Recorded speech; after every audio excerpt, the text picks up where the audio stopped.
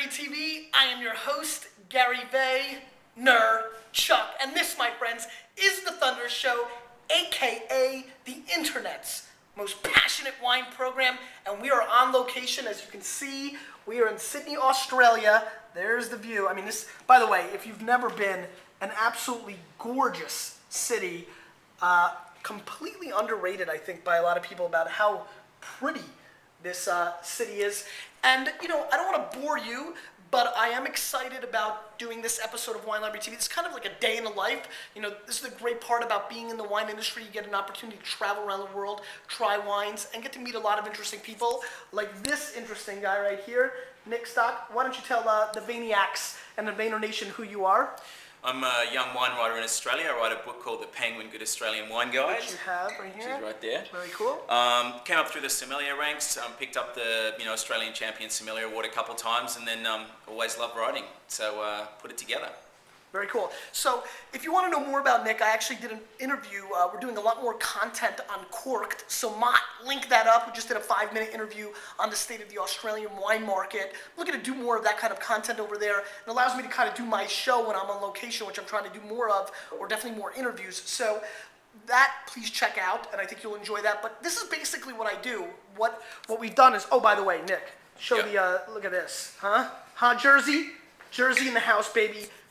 Jersey. So what I get to do is really, just to put it into context for you, we come to, restaurants or different places around the world, and then what I do is I basically get set up in an opportunity to taste wine. Usually I'll go to vineyards or restaurants, but this time I'm on a tight schedule. So what I think Wines of Australia did was have Nick put together probably some wines for me to check out. Originally we were going to go surfing. We were going to go surfing. It's in here in Sydney. Imagine me surfing. But Bondi Beach is, I used to live on Bondi Beach, like right on the beachfront. It's almost like a Miami-style Art Deco. There's awesome surf breaks at the south end and the north end. So it's right here, it's 10 minutes away. Some of Australia's most beautiful, famous, and great surf beaches. So we're going to do that, but the schedule was a little tight, and yes, I know you couldn't see him right now, but I wanted you to see the Opera House. I mean, he's a good-looking guy, but how gorgeous is that thing? But it was a little tight. So the theme that Nick, that you put together was kind of coastal wines. Is that kind of what we went with? Yeah, it is. I mean, there's more than 60 different regions in Australia, so you can cut them up all sorts of different ways. So we chose wines by the water. So we've got Margaret River, we've got Tasmania, we've got the Mornington Peninsula, and we've got McLaren Vale.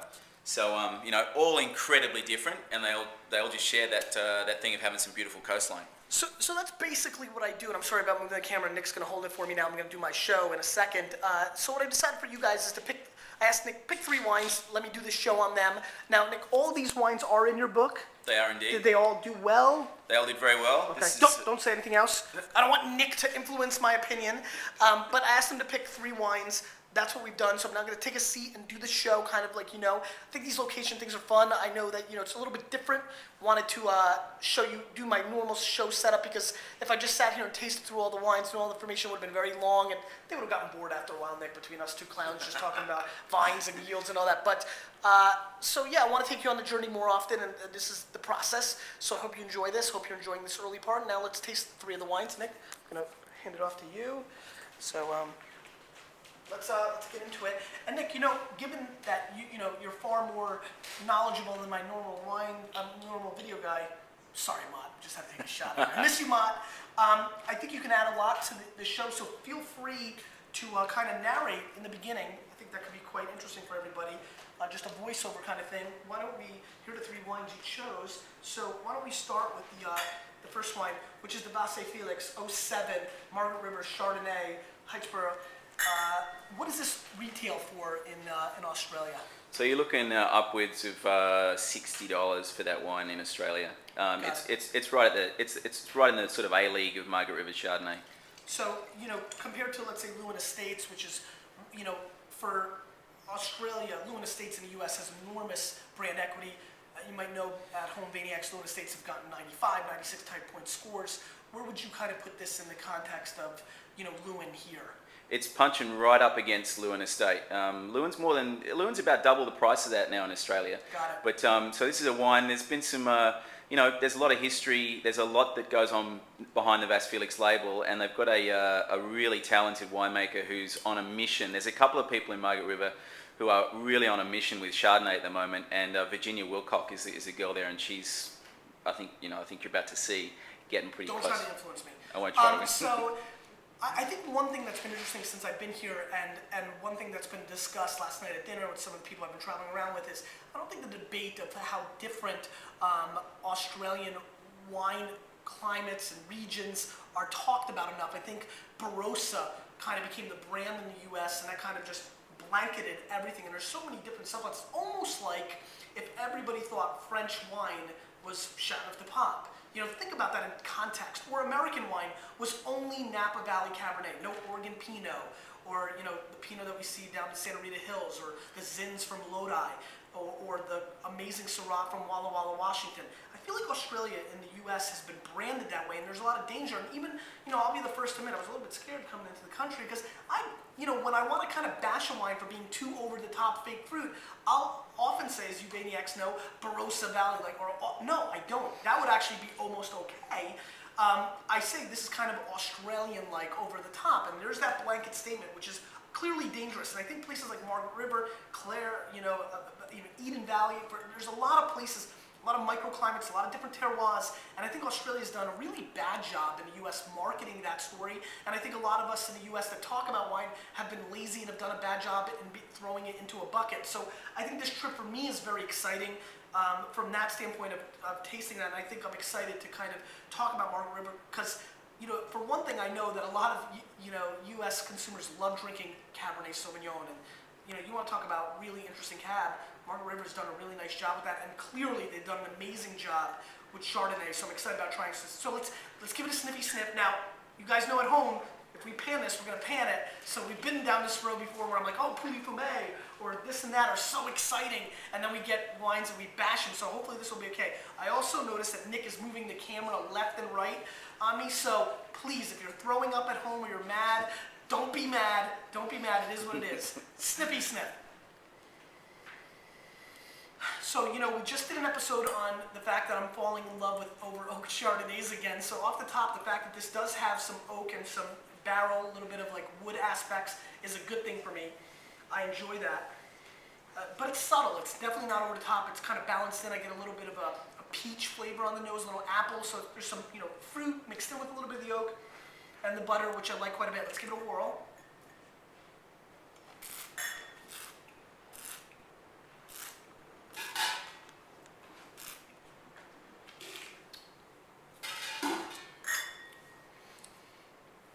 The first thing I notice is that there's true acidity on the back end, which I think balances this wine quite nicely. There's also a little bit of I don't want to call it petrol, but there's almost borderline Riesling nuance type flavors on the wine, which I think are quite fascinating. Kind of peachy, the apple comes through again, a little bit of butter, pretty, you want somebody to take over? Nice. I was getting sore. Yeah, it's like a workout, right? So, some really nice nuances on the flavor. Definitely, an apple kind of smashed applesauce, Mott's applesauce. Maybe I miss Mott too much coming through on the back end. But there's good complexity, and there's a little bit of a flinty minerality aspect on the back end. So, really, to be blunt, in a blind tasting, though I think it would be a little bit too much sunshine to trick me, it wouldn't be absurd for me to think this is Chablis-like. Because of that minerality, probably a little too much fruit, a little too much residual sugar that would have thrown me off that path. But if somebody said, ooh, Gary, you gotta try this wine. This is like a new age, modern Chablis producer, I wouldn't be stunned by that because there is this great kind of chalky, kind of mineral rock flavor on the back end that makes this quite enjoyable. I like this wine. It's a very good Chardonnay. Kind of reminds me of the first Chardonnay we did on the Thunder Show the other day, the Clos, kind of that California wine that was a homage to Chablis. I forget the name already, Clos Roche or what have you. But reminds me a little bit of that. It might be slightly more expensive in the U.S. market than that, but a very good wine. I'm going to score this wine 90 points. I think it's right there. Probably at home 89 plus to 91, but since I'm here and the Opera House is looking me in the face, I can't disrespect it. So so I think a 90 is fair here. But believe it or not, I'm so concerned to overrate wines when I'm in the home court that this wouldn't have stunned me if I was at my nice little round table in Jersey wearing that shirt, that this would be a 91 point type wine. So it's right there. Very, very important to understand one thing. The first thing I thought, I don't know why I didn't do word association with you, was food.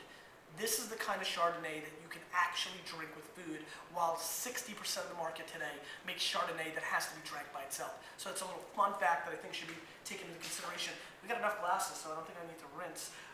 So wine number one, we're in a good spot. Now, yes, we're very high, and this is glass, so I don't want to get thrown overboard, but right off the bat, I like where we're going. Now, next wine, Freixenet. Not the stuff that you pop for $6 a bottle and write with the gold pen on the cava, Freixenet. Freixenet from Tasmania, and we've all heard the hype about Pinot Noir from Tasmania. This is a Pinot 06 vineyard, and this wine rolls in at how much, Nick? About 60. 6-0. Yeah. Again, Australian. Now, what would that relate to in the U.S. market? What do you think this would retail U.S. dollars based on what you guys know? About the Roughly same, around about the same. Because the dollars, it's about $1.10, but then after you import and everything. So basically right now, what it's here for. Now again, the U.S. market's probably a little more competitive and doesn't go standard markup. So maybe you'll find this for 45, 48, maybe a 20% swing, 25 at Wine Library, that kind of thing. But so it's not an inexpensive Pinot Noir by any stretch of the imagination. I think Tasmania is a very fascinating category. I think there'll be a really interesting kind of like local rivalry that is forming once Tasmania gets a little bit more respect in the market between Central Otago's New Zealand Zins and Tasmanian Pinots. I'm personally fascinated for that little turf war, in the next 5 years. It'll just be a fun thing. I think a great show is going to be tasting those blind.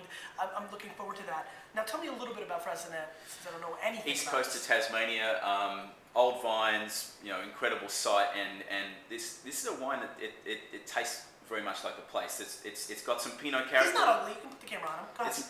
It's got some Pinot character, but it's got a lot of earthy character. It's really got a it doesn't try to go out and be something else or sort of shift itself around it to sort of suit what the winemaker thinks people might look for. It's a wine that really tastes quite honestly like the place it comes from, and some vine age, lots of structure, complexity, and I love this thing about Tasmania and Central Otago shaping up, because we are coming to get you, Central Otago. Yes, yes, I like that. And yeah, I think that'll be really, really fun. So what I take away from you is it's executing on its DNA. You don't feel that they're really going away, which I think is something I've been thinking about as a theme for all of the wine world. Like I have this great wine campaign, and I think my life campaign is execute on your DNA. I think a lot of wine people have gone away from that, executing on somebody else's palate instead of executing on their DNA. So that's interesting for you to point that out. That's kind of how I processed it. Let's give it a snippy sniff. Aromatically, it's not the most opened up Pinot that ever. It's kind of tight right now still. It hasn't been open that long, right? How long? 10, 15. Got it. So, 10, 15 minutes, not enough. Expensive wine, maybe decanted probably would help it as well. So aromatically, it's not doing a whole lot for me. There is a little hair of like kind of this rubber bacon cherry concoction. So maybe take a racquetball, cut it in half, take some bacon, take some cherries, make it together, a racquetball. Not the racquetball, more like the pink Super Ball. The big bouncy ball, not the little ones, but the bigger one that would just go everywhere. Like if you ever played wiffle ball with it, you could hit like gigantic Cecil Fielder type home runs. That kind of, smell. So there's a little like that rubber kind of, a little bit of bacon coming through, which I kind of like, and very dark, red fruit coming through as well. And a little bit of vegetal action, actually, believe it or not, in the back end, which I kind of like a little bit more. As you guys know, I'm addicted to Cabernet Franc, the Chinons, the Bourgogne. So this gets a little, almost like an imaginary blend between a Burgundy and a Loire Valley Cabernet Franc blend on the nose. Let's give it a whirl.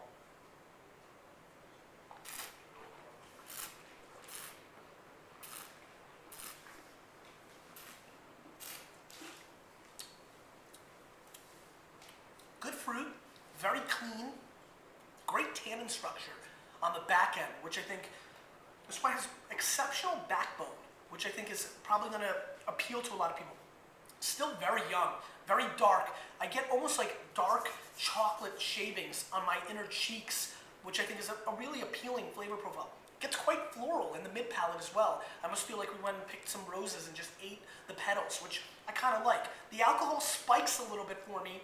It could be its youth, but I do taste, between the transition of the mid palate and the finish, a little alcohol spike on the back end, which is not the most appalling thing. Little hints of black pepper kind of scattered throughout this wine as well. You know, first initial reaction, I'm kind of onto this today. This might be my new thing. My initial reaction, very good. They're going to have to cut their price in half to compete with some of the Centro Otago Pinot Noirs. That's the first gut reaction.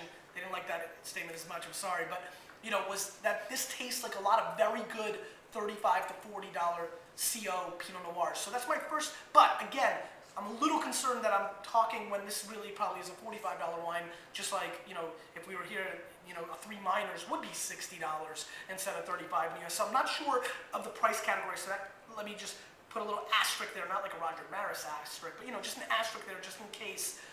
But that being said, for me, this tastes like quality Pinot Noir in the $25 to $45 window in the States. You know, the kind of wine that's going to score 88 to 92 points depending on the palate in the States for a $30, $35 retail wine. Hence, if this truly is a $60 retail Pinot, then this is a pass at that price point. If this rolls down to $39.99, you know, to me this is like an 89 plus point Pinot Noir. So given where Pinot's priced, I can kind of live with that. But it's kind of young, and I think that it's a little bit youthful. But what I think is the big takeaway for me, well, not for me because I've been kind of sneakily tasting a lot of Tasmanian Pinot Noirs. I think Tasmania is a place, you know, clearly so many of you right now are thinking about the little devil from, you know, the Bugs Bunny days. It's a place that if you haven't explored and you haven't tasted some of the Pinot Noir, and some of the white wines are quite good as well, then it needs to be a part of your journey, expanding your palate. Good wine, let's go 89 plus on it, and with the price point being a concern, it may be a pass, but it's definitely worth the experience, and clearly there's some potential there. How is 06 as a vintage in Tasmania in general compared to the last 5 or 7 vintages? Yeah, good. Very, very consistent. Are they? Is it cooler year? Cooler year. So and you can structured. taste it. Yeah, and you get that. You can't cheat the sort of the terroir of Tasmania. You can't. It's invincible. You know, it's such a strong force in the wine. So that's what you're seeing there. Yeah. Definitely. Yeah. All right, and then finally, SC Panel. Panel or panel? Panel. Panel. McLaren Vale Shiraz Grenache blend, 14.5 alcohol content, 58% Shiraz, 42% Grenache, and what are we looking at price point? 50. 50. Yeah. So you guys brought up the big guns for me. I Sure. appreciate Yes, it. we did. You know, no $4.99 for box for a Tetra Pak stuff here. Give us a little bit about SC. Scott, what's his name? Stephen Charles, yeah. So came out of the Hardy's winemaking stable. You know, won Jimmy Watson trophies. Did lots of amazing stuff with Hardy's. He loves McLaren Vale and decided that he wanted to step out and do his own thing. And this he makes a straight Grenache. He makes a Shiraz. He makes this Shiraz Grenache blend. And I think this is a wine that speaks again most about the sense of place. It's not about one variety or another variety. And you know, it's this.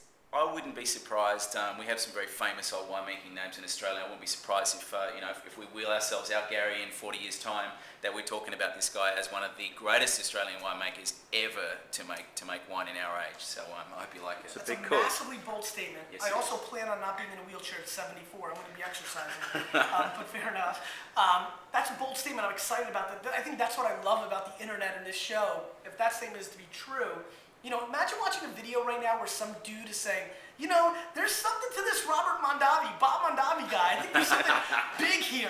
You know, I mean, I think that's the fascination of all this new age. So, grandkids, when you're watching this, yes, we broke the news about this amazing winemaker first. Shiraz Cab, always a great, Shiraz Grenache, always a fun blend for me. As many of you know, I'm out and out passionate about the Rhone Valley, completely addicted to it. I think Australia has consistently proven over the last decade or two as being a player with the Mataro and the Shiraz, and Grenache I think is grossly underestimated from here. I think it got a little, you know, I think too many people treated it like Shiraz, and that I think hurt its brand within this country, but I think the people know how to balance it, can really make special wines. Now these wines tend to be pretty big. McLaren Vale has big wines. You can see by the color. I'm already intimidated by the color. I think this is gonna be a big boy. Let's see what happens. Let's sniff it up. Again, pretty aromatically tight. Again, not that we didn't really open these too long. How long was this one open? Probably same 15, 20 minutes? Yeah, same. Yeah. Maybe I'm just stuffy. Yeah, this one's actually more faint than even the last one. There's a little fruit, but this is tight. This is going to be, a young bird. 06 though, it's funny. I say 06 though. I think we've become such a now society that, people think an 03 or an 04 is older, whereas when I first got into the wine industry, anything within 5 vintages was considered a baby, and that's only been, a decade and a half, 2 decades. So I think that we're a little quick to judge wines in general.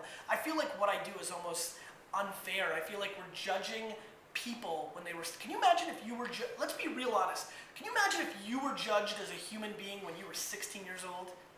Bet you a bunch of you are like, ew. It's kind of what we do in the wine world. But that being said, let's give it a whirl. Very tight nose, some big red fruit. I think the strawberries and cherries, kind of raspberries, almost a hint of pomegranate on the tail end of the nose as well, which I think is a cute little flavor profile. Let's give it a whirl.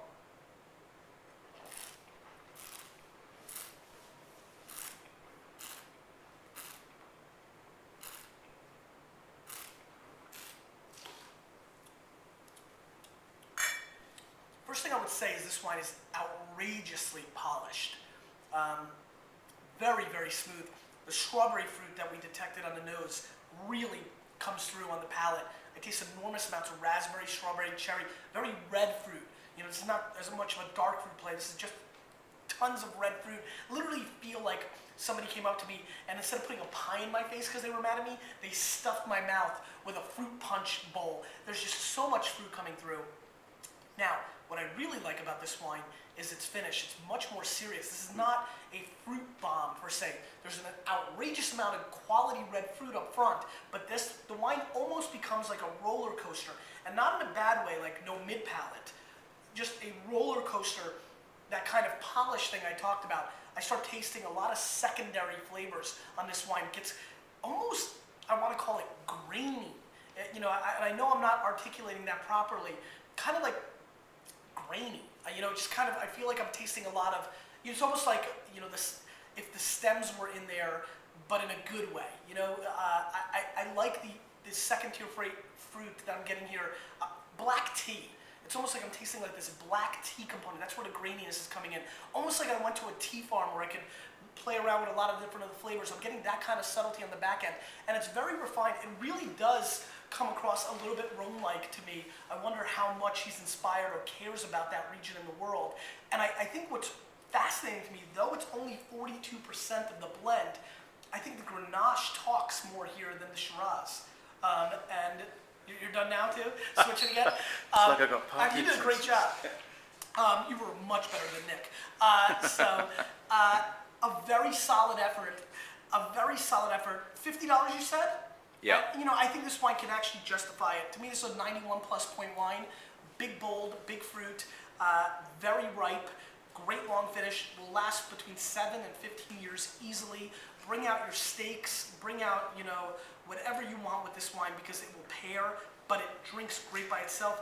Though I've never smoked cigars, I have a feeling like I want to with this wine, so cigar heads, keep in mind that aspect as well. Very good wine, a very good set of wines. Again, we've done enough traveling shows that I would score this wine 80 points if I had to, but I think they brought some big guns out today. I think the Pinot, probably hurts my feelings the most because I would have loved for this to be an iconic wine, score 95 points and get all the Vayner Nation excited about Tasmanian Pinot. But all in all, I think the white wine really excites me, probably take away more than anything, mainly because I think I'm addicted to white wine lately and just all about it. But a great show. I'm excited about the rest of my trip here. We will be taping more episodes from Australia for you, and that's that. Question of the day. Give me your little 2-sentence thesis on Australian wine. Just first reaction. I did a lot of first reaction here. First reaction in the comments. Lurkers, get out of there. Get in here in the comments, and a little word association. Australian wines. Give me your take. You, with a little bit of me, we're changing the wine world, whether they like it or not.